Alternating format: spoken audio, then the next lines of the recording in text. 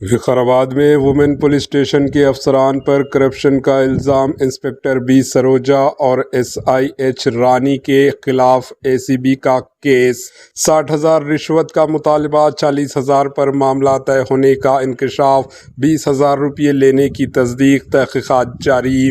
ریاست تلنگانہ کے ضلع وقارآباد سے کرپشن یعنی بدعنوانی کا ایک سنگین معاملہ سامنے آیا، جہاں اینٹی کرپشن بیورو اے سی بی نے وومن پولیس اسٹیشن کے انسپکٹر بی سروجا اور سب انسپکٹر ایچ رانی کے خلاف کیس درج کیا۔ حکام کے مطابق دونوں افسران پر الزام ہے کہ انہوں نے ایک فوجداری کیس میں بی این ایس نوٹس جاری کرنے کے لیے پہلے 60,000 روپے رشوت طلب کی، جس کے بعد میں کم کر کے 40,000 روپے کر دیا گیا۔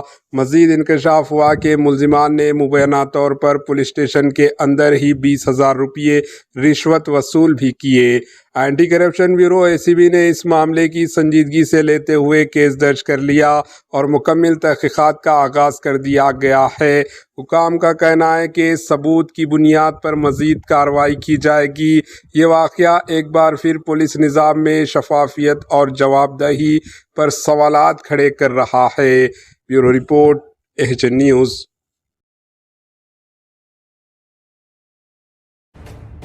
ایچین نیوز کے یوٹیوب چینل کو سبسکرائب کریں اور بیل آئیکن کو دبانا نہ بھولیں تاکہ آپ کو ہر نئی آنے والی ویڈیو کا نوٹیفیکیشن بر وقت مل سکے۔